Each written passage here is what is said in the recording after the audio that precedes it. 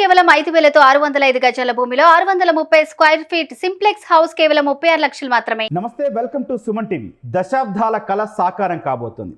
అయోధ్య రామయ్యకు ఆలయం ఏర్పాటు కాబోతోంది. జనవరి 22న సర్వాంగ సుందరంగా ముస్తాబు చేసిన ఆలయంలో రామయ్యకు ప్రాణ ప్రతిష్ఠ కాబోతుంది. అయితే ఈ ఆలయం ఒక అద్భుతం అని చెప్పొచ్చు, అద్భుత నిర్మాణం అని చెప్పొచ్చు. ఆలయంలో వాడే స్టోన్ దగ్గర నుంచి అక్కడ ఉన్న చెట్ల వరకు కూడా, ఆఖరికి గర్భగుడిలో వాడే గంటకు కూడా చాలా ప్రత్యేకత ఉందని చెప్పొచ్చు. అయితే ఈ రామయ్య దర్శనం కోసం కొన్ని కోట్ల మంది అయితే ఎదురు చూస్తున్నాము. ఎట్టకేలకు ముహూర్తం అయితే ఖరారైంది. ఈ నేపథ్యంలో ఆలయ విశిష్టత గురించి, అట్లాగే ఆ ఏర్పాటు వెనుకున్న ప్రాముఖ్యత గురించి కూడా మాట్లాడదాం. ప్రస్తుతం మనతో పాటు ఉన్నారు Suman TV news chief editor Keshav గారు. కేశవ్ గారు, నమస్తే అండి. నమస్తే గౌతమ్. ప్రతి హిందువు మదిలో కొలువైన రామయ్యకి ఒక ఆలయం అయితే ఏర్పాటు చేసుకోబోతున్నాం సార్. అసలు ఆలయం అన్న దగ్గర నుంచి చూస్తే రేపు 22వ తారీఖు ముహూర్తం కూడా నిర్ణయించారు, శుభముహూర్తము. సార్, అసలు ఆ వెనక జరిగిన ప్రయాసని ఒక్కసారి గుర్తు చేయండి సార్ మన ప్రేక్షకులకి. అంటే రాముడు ప్రతి ఇంట్లోనూ ఉంటాడు, హిందూ అయిన ప్రతి ఒక్కరి ఇంట్లోనూ ఉంటాడు, ప్రతి ఒక్కరి మదిలో కూడా ఉంటారు. ఆయనకి ప్రతి చోట గుడి ఉంది. అయితే రాముడికి జన్మభూమి లేదు అనేది ఇప్పటిదాకా జరిగినటువంటి పోరాటం, ఆరాటం. ఆ రామ జన్మభూమి ఇప్పుడు సాకారం అవుతున్నటువంటి పరిస్థితి. ఆల్మోస్ట్ ఒక 60-70 ఏళ్ల పోరాటం. స్వాతంత్రం వచ్చినప్పటి నుంచి కూడా దాని మీద శిలాన్యాస్ జరగాలనే దాని మీద విస్తృతమైనటువంటి పోరాటాలు జరిగినాయి. భారతీయ జనతా పార్టీ చేసినటువంటి రథయాత్ర మొత్తం చరిత్ర గతిని మార్చినటువంటి పరిస్థితి. రాజీవ్ గాంధీ తీసుకున్నటువంటి నిర్ణయం అన్నిటికంటే మించి ఒక కీలకమైనటువంటి నిర్ణయం. ఆయన గవర్నమెంట్ ఉన్నప్పుడు 85లో, ఆయన గవర్నమెంట్ ఉన్నప్పుడు 86 or 87లో ఒక డెసిషన్ తీసుకున్నారు. అక్కడ పూజలకి సంబంధించినటువంటి ప్రస్తావన వచ్చినప్పుడు స్వాతంత్రం వచ్చిన నాటి నుంచి మూతబడి ఉన్నటువంటి ఒక చిన్న రామాలయాన్ని తెరిపించాలనేటువంటి ఒక నిర్ణయం దగ్గర నుంచి మొత్తం ఈ ఉద్యమ పరంపర అనేది అంకురార్పణ పొందడానికి కారణమైంది. ఆ తర్వాత అద్వానీ రథయాత్ర, దేశవ్యాప్తంగా బాబ్రీ మసీదుకు వ్యతిరేకంగా జరిగినటువంటి ఆందోళనలు, 91, 92 సమయంలో జరిగినటువంటి పరిణామాలు, వీటన్నిటి నేపథ్యంలో కోర్టులు ఇన్వాల్వ్ అవడము, అసలు ఏది రామ జన్మభూమి, అక్కడ ఉన్నటువంటి వివాదాస్పద స్థలం మొత్తం మీద చూస్తే కూడా 2.5 ఎకరాల స్థలం, ఆ 2.5 ఎకరాల స్థలం చుట్టూ జరిగినటువంటి వ్యవహారం ఫైనల్గా సుప్రీంకోర్టు ఇచ్చినటువంటి జడ్జిమెంట్ మేరకు రామాలయ నిర్మాణం పనుల్ని ప్రభుత్వం, కేంద్ర ప్రభుత్వం ఆధ్వర్యంలో ఇచ్చినటువంటి డైరెక్షన్స్, తర్వాత రామ జన్మభూమి తీర్థక్షేత్ర ట్రస్ట్ ఆధ్వర్యంలో జరిగినటువంటి ప్రయత్నాలు, ఇవన్నీ ఒక రూపాంతరం చెంది ఒక కొలిక్కి వచ్చి రాముడి జన్మస్థలం సాకారం అయ్యేటువంటి అవకాశం ఇప్పుడు ప్రపంచవ్యాప్తంగా ఉన్నటువంటి హిందువులకి అదొక తీర్థయాత్రా స్థలంగా మారబోతుంది. కేంద్ర ప్రభుత్వం కూడా హోంమంత్రిత్వ శాఖ పూర్తి స్థాయిలో దాని మీద కసరత్తు చేసింది. అక్కడ భద్రతా ఏర్పాట్లు కానీ, అలానే సరయూ నది తీరంలో జరిగేటువంటి హారతి ఏర్పాటు, ఇవన్నీ కూడా ట్రయల్స్ జరిగినాయి. గత దీపావళి సమయం నుంచి కూడా వరుసగా ఈ కార్యక్రమాలన్నీ కూడా చేసుకుంటూ వస్తున్నారు. ఇప్పుడు ఒక కీలకమైనటువంటి దశకు చేరుకున్నాం. డిసెంబర్ 30వ తేదీన మర్యాద రాముడుకి సంబంధించినటువంటి అంతర్జాతీయ అయోధ్య విమానాశ్రయం ప్రారంభించబోతున్నారు. మొదటి దశలో ఈ విమానాశ్రయానికి సంబంధించి కనెక్టివిటీ అంటే ఢిల్లీ, హైదరాబాదు, ముంబై, కలకత్తా, చెన్నై, బెంగళూరు, ఈ 5 మహానగరాలతో అనుసంధానిస్తూ మొదట ఫ్లైట్స్ నడపబోతున్నారు. ఆల్రెడీ ట్రయల్ రన్ కూడా విజయవంతమైంది. డిఫెన్స్ ఎయిర్ క్రాఫ్ట్ని తీసుకొచ్చి ట్రయల్ రన్స్ కూడా వేశారు. అంతా కూడా రాముడికి సంబంధించి త్రేతాయుగం నాటి కాలానికి సంబంధించినటువంటి నిర్మాణ శైలిలో చేసినటువంటి అంతర్జాతీయ విమానాశ్రయం కూడా ఇక అక్కడికి వెళితే ఆ భక్తి ప్రపత్తులు కలిగేంత వాతావరణాన్ని సృష్టించేటువంటి ప్రయత్నం చేశారు. పాయింట్ మనం మాట్లాడుకోవాలి సార్. అప్పట్లో రాముడు సతీ సమేతంగా లక్ష్మణ సహిత సీతారాముడు పుష్పక విమానంలో దిగారు. దాని తర్వాత అయోధ్యలో దిగింది మన భారత వాయుసేన విమానం అంటూ కూడా సోషల్ మీడియాలో బాగా నడుస్తుంది సార్. ఏం చెప్తారు సార్? అంటే వాయుసేన విమానం అదే ట్రయల్ రన్లో భాగంగా అక్కడ దింపినటువంటి పరిస్థితి. ఇప్పటివరకు అక్కడ ఎయిర్పోర్ట్ లేదు. కేంద్ర ప్రభుత్వం ఒక నిర్ణయం తీసుకుంది. ఇన్ని సంవత్సరాల పోరాటం తర్వాత మందిరం సాకారం అవుతున్నటువంటి సందర్భంలో ప్రపంచవ్యాప్తంగా ఉన్నటువంటి అందరూ కూడా అక్కడికి రావాలంటే కనుక ప్రత్యేకమైనటువంటి వసతులు కల్పించాల్సినటువంటి అవసరం ఉంది. ఆ ఫరీదాబాద్ నుంచి అయోధ్య, ఫరీదాబాద్ ఈ ఏరియా మొత్తం కూడా అంతా ఇంటర్ కనెక్టివిటీ చాలా తక్కువ ఉంది. కాబట్టి అక్కడ ఒక జంక్షన్ తరహాలో ఒక విమానాశ్రయాన్ని తయారు చేశారు. ఇప్పుడు అలానే రైల్వే స్టేషన్ని ఒక కూడలిగా మార్చేటువంటి రైల్వే స్టేషన్, ఇవన్నీ కూడా రేపు 30వ తారీఖునే, అంటే ఆల్మోస్ట్ ఒక నెల రోజుల ముందరే ప్రారంభించబోతున్నారు ప్రధానమంత్రి. ఎందుకంటే ఆ మందిరం జనవరి 22వ తారీఖున ప్రారంభమవుతుంది. మధ్యాహ్నం 12 గంటల తర్వాత ముహూర్తం నిర్ణయించారు.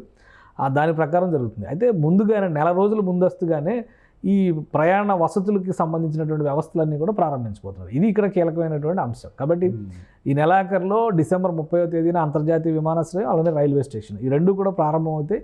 అక్కడి నుంచి పర్యాటకులకు ఒక వెసులుబాటు ఏర్పడుతుంది. ఇప్పటివరకు ఏంటంటే అయోధ్యకు వెళ్ళాలంటే ఫరీదాబాద్ చేరుకుని అక్కడి నుంచి అక్కడికి వెళ్ళేటువంటి ప్రయత్నాలు చేశాయి. ఇప్పుడు డైరెక్ట్గా అయోధ్యలో ల్యాండ్ అయ్యే విధంగా అక్కడ ఏర్పాట్లన్నీ కూడా జరుగుతున్నాయి. అయోధ్యను ఒక తీర్థస్థలిగా ఒక మహాపట్టణంగా రూపొందించేటువంటి ప్రయత్నం అక్కడ జరుగుతుంది. సార్ ఇక ఎందుకు సార్ మనం అందరం కూడా ఆలయం నిర్మాణం ఉన్నప్పటి నుంచి కూడా ప్రతి వార్త సెన్సేషన్ అవుతున్న పరిస్థితి ఎందుకు సార్? భారతీయులందరూ ఎందుకు ఇంత ఆతృతగా ఎదురు చూస్తున్నారు? ప్లస్ రామ జన్మభూమి ట్రస్ట్ కూడా ఏమేమి విశేషణాలు అక్కడ పొందుపరిచింది సార్?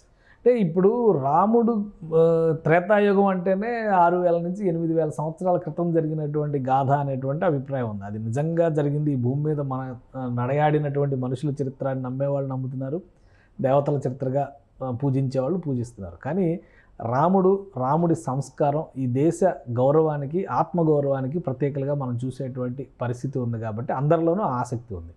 పైగా ఆలయ నిర్మాణానికి కోర్టులు క్లియరెన్స్ ఇవ్వడానికి దశాబ్దాల ముందర నుంచే దేశవ్యాప్తంగా లక్షలాది మంది జై శ్రీరామ్ పేరుతో ఇటుకలు పంపించిన దాని నుంచి కూడా అనేక రకాల గ్రానైట్ పంపించినవి ఇవన్నీ కూడా శిల్పులు అక్కడ దశాబ్దాలుగా చెక్కుతూనే ఆలయ నిర్మాణం అంటూ జరిగితే ఈ తరహాలో జరగాలనేటువంటి రూపురేఖలు ఇచ్చేటువంటి ప్రయత్నం చేశారు. ఇప్పుడు అవన్నిటికీ కూడా ఒక కార్యరూపం దాల్చేటువంటి సందర్భంగా మనం దీన్ని చూడాలి. కనీసం 2500 సంవత్సరాలు గడిచిన చెక్కు చెదరనటువంటి నిర్మాణంగా ఉండేలాగా దాన్ని తీర్చిదిద్దారు. అష్టభుజి ఆకారంలో గర్భగుడిని, అంటే అష్టభుజ దానిలో నాగరి శిల్పశైలి అనమాట. నాగరి శిల్పశైలిలో మన దేశంలో ఉన్నటువంటి నిర్మాణాలు చాలా తక్కువ. అదే తరహాలో అష్టభుజి ఆకారంలో గర్భగుడిని ప్రతిష్టాపన చేయడం కూడా చాలా అరుదుగా జరుగుతుంది. అందుకని రామజన్మభూమికి అంత ప్రాధాన్యం ఇచ్చి ఆ స్ట్రక్చర్ కానీ నిర్మాణం కానీ చుట్టుపక్కల కూడా పచ్చదనానికి ప్రాధాన్యం ఇచ్చేటువంటి ప్రయత్నాలు చేయడం కానీ, ఇప్పుడు మొత్తం కలిపి చూస్తే మందిరం అంతా కూడా ఒక 2.5 ఎకరాలు 3.5 ఎకరాల్లో విస్తరించి ఉన్నటువంటి పరిస్థితి. దాన్ని ఇంకా పెంచాలి, సమీప ప్రాంతాల్లో మరిన్ని వసతులు కల్పించాలనేటువంటి ప్రతిపాదనలు తీర్థక్షేత్ర ట్రస్ట్ చేస్తుంది. అంటే రాబోయే రోజుల్లో భక్తులు వచ్చేటువంటి ఒకటి ఇక్కడ మనం అర్థం చేసుకోవాల్సింది ఏంటంటే, మన దేశంలో అత్యంత గొప్ప దేవాలయంగా ప్రతిష్ఠ పొందినటువంటి ఏ దేవాలయం కూడా మానవ నిర్మితాలు కావు. కాశీ విశ్వనాథ ఆలయం కావచ్చు, మనకి దక్షిణాదిన ఉన్నటువంటి తిరుపతి వెంకటేశ్వర స్వామి ఆలయం కావచ్చు, భక్తుల నుంచి వచ్చినటువంటి రద్దీ నుంచి అవి అలా విస్తారం పొందుతూ శతాబ్దాలుగా విరాజిల్లుతున్నటువంటి పరిస్థితి ఉంది. అయితే రామజన్మభూమిలో ఈ రోజు ఏర్పాటు చేయబోతున్నటువంటి మందిరం ఏంటంటే, మొదటిసారిగా రాముడి జన్మక్షేత్రాన్ని గుర్తించి అక్కడ ఒక ఆలయ ప్రతిష్టాపన చేయబోతున్నాం. కాబట్టి రాబోయే రోజుల్లో అది ఏ విధంగా వర్ధమానం చెందుతుంది అనేది మనం ఇప్పుడే చెప్పలేం. కాకపోతే ఇప్పుడు ఉన్నటువంటి అవసరాలు, వసతులు కల్పించేటువంటి ప్రక్రియ, అలానే వచ్చేటువంటి భక్తులకి కావాల్సినటువంటి అవసరం ఒకేసారి 30,000 నుంచి 40,000 మంది భక్తులు వెళ్ళే విధంగా, లోపల గర్భగుడి దగ్గరకు వెళ్ళే విధంగా ఏర్పాట్లు జరిగినాయి. అంటే అంత రద్దీ వచ్చినా తట్టుకునే విధంగా ఆ మందిర ప్రాంగణాన్ని తీర్చిదిద్దేటువంటి ప్రయత్నం. మనం ఇటీవల కాలంలో ఆలయ పునర్నిర్మాణం అంటే కనుక మనం యాదాద్రి గుడిని ఖచ్చితంగా ప్రస్తావించి మనం చూడాలి. అది 4 సంవత్సరాలు 5 సంవత్సరాలు ఎంత డెవలప్ చేశారో, ఒక గుట్టది పూర్తిగా ఒక ఆలయ మందిరంగా రూపాంతరం చెందించేటువంటి క్రమంలో అదొక ప్రక్రియగా మనం చూడాలి. అయితే అక్కడ సమతులాకారమైనటువంటి భూమిపైన చేసేటువంటి ప్రక్రియ రాబోయేటువంటి తరాలకి అది ఆదర్శనీయంగా ఉండాలి. అలానే భవిష్యత్తు గొప్పతనాన్ని చెప్పే విధంగా ఉండాలి. ఈ జాగ్రత్తలన్నీ తీసుకుని నిర్మాణం ఇంత వేగవంతంగా చేయడం అనేది కూడా ఒక రికార్డుగానే మనం చూడాల్సి ఉంటుంది. ఆ శుభముహూర్తం గురించి మాట్లాడుకుందాం సార్. 12:29:08 భారతదేశం రూపురేఖలే ఇక్కడ నుంచి మారిపోబోతున్నాయి. అంత దివ్యమైన ముహూర్తం, రామయ్యకి ప్రాణప్రతిష్ఠ అంటూ కూడా ఆలయ ట్రస్ట్ ప్రకటించిన సందర్భం ఉంది. దాని గురించి ఏం చెప్తారు సార్? అంటే ముహూర్తం విషయంలో వాళ్ళ విశ్లేషణలు, వాళ్ళ అంచనాల ప్రకారం వాళ్ళు చెప్తున్నటువంటి ప్రయత్నం. కానీ ఖచ్చితంగా దేశానికి సంబంధించి తీర్థక్షేత్రాలకు సంబంధించినటువంటి చరిత్రని రాసేటువంటి క్రమంలో రాబోయేటువంటి రోజుల్లో రామజన్మభూమికి సంబంధించినటువంటి మందిర ప్రస్తావన లేకుండా రాయలేనటువంటి పరిస్థితి రాబోయే రోజుల్లో వస్తుందంటంలో ఎలాంటి అతిశయోక్తి. ఎందుకంటే అది ఇప్పుడు కాదు, 200-300 సంవత్సరాల క్రితం జరిగినటువంటి ఒక మార్పుని మళ్ళీ సవరించేటువంటి ప్రయత్నం ఈరోజు ఈ నాగరిక సమాజంలో జరుగుతుంది. అది కూడా ఎలాంటి వివాదాలకి తావు లేకుండా అందరూ కలిసి చూడు. విచిత్రమైనటువంటి పరిస్థితి ఏంటంటే, రాముడి ఆలయానికి సంబంధించినటువంటి శిల్పాలు, మూల విరాట్ విగ్రహాలు కూడా ముస్లింల చేత తయారు చేసినటువంటి పరిస్థితి ఉంది. ఎక్కడి నుంచో రాముడి అక్షంతలకు సంబంధించి దేశవ్యాప్తంగా ఉన్నటువంటి ప్రధాన ఆలయాలన్నిటికీ కూడా అక్షంతలను పంపి అవి భక్తులకి పంచిపెట్టేటువంటి ప్రక్రియని తీర్థక్షేత్ర ట్రస్ట్ చేపట్టింది. అలానే రామాలయంలో ప్రతిష్ఠించబోయేటువంటి గంటలకు సంబంధించి ఎక్కడో తమిళనాడులో ఉన్నటువంటి ప్రాంతం నుంచి 2.5 టన్నుల భారీ గంటలను తయారు చేసి అక్కడికి ట్రాన్స్పోర్ట్ చేస్తున్నారు ఇప్పుడు. ఇవన్నీ కూడా అంటే ఈ దేశం ఎప్పుడూ కూడా వివిధ ప్రాంతాలు, వివిధ భాషలు, వివిధ రాజ్యాలుగా ఉన్నప్పటికీ కూడా ఈ దేశాన్ని ఒక సంస్కృతి, ఆరాధనా భావం, ఈ దేశం కొలిచినటువంటి మతం, అది ఏ మతం అయినా కావచ్చు, హిందూ మతం కావచ్చు, వేదకాలం నుంచి మనం చెప్పుకున్నట్టుగా ఆర్ష ధర్మం కావచ్చు, ఇలా సనాతన ధర్మం కావచ్చు, ఏదైనా కానీ వీళ్ళందరినీ కలిపి ఒక తాటి మీద ఎప్పటివరకు నడిపించింది అనడానికి ఇవన్నీ కూడా ఒక ప్రబలమైన ఉదాహరణలుగా మనం చూడాల్సి ఉంటుంది. అందుకనే రాముడు కొలువు తీరుతున్నటువంటి క్షణాన్ని భారతదేశం మొత్తం కూడా ఒక అద్భుతమైనటువంటి ఘడియగా ఆస్వాదించేటువంటి సందర్భం, దానికి ఆ ముహూర్తాన్ని ఖరారు చేశారు. కాబట్టి రాబోయేటువంటి రోజుల్లో రామ జన్మభూమి అలానే రాముడి మందిర దర్శనం అనేది కూడా ఉత్తరప్రదేశ్ సందర్శకులకి వెళ్ళాలనుకునేటువంటి వాళ్ళకందరూ కూడా ఒక ప్రఖ్యాత తీర్థక్షేత్రంగా మారాడు. ఇప్పటికే కాశీ క్షేత్రం గురించి మనకు తెలుసు, చార్ధామ్ యాత్రలు మనం చూస్తూనే ఉన్నాం. ఇప్పుడు వాటికి ఏమాత్రం తీసిపోకుండా సరయూ నది తీరాన జరగబోయేటువంటి రాముడి ప్రతిష్టాపన అనేది ఈ దేశానికి, హిందూ మతానికి, ప్రపంచవ్యాప్తంగా ఉన్నటువంటి హిందువులకి కూడా ఒక కీలకమైనటువంటి స్థానంగా అయ్యేటువంటి అవకాశం కనిపిస్తుంది. యా సార్, నిజంగా చాలా అద్భుతంగా చెప్పారు సార్. రైట్, ఇది మొత్తంగా ప్రపంచవ్యాప్తంగా ఉన్నటువంటి ప్రతి హిందువు కూడా గర్వంగా తలెత్తుకునే రోజు, అట్లాగే రామయ్యని నేరుగా దర్శించుకునే రోజు జనవరి 22. రామ జన్మభూమి ట్రస్ట్ ఒక అద్భుతమైన ముహూర్తం అయితే ఏర్పాటైతే చేసింది.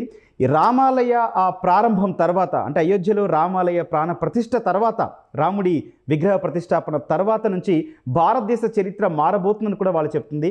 ఖచ్చితంగా ఇక నుంచి భారతదేశ చరిత్ర ఒకటి, ఈ అయోధ్య రామాలయం ప్రారంభం తర్వాత భారతదేశ చరిత్ర ఇంకా గొప్పదైతే కాబోతుందంటూ కూడా కేశవ్ గారు విశ్లేషిస్తున్నారు. Thank you.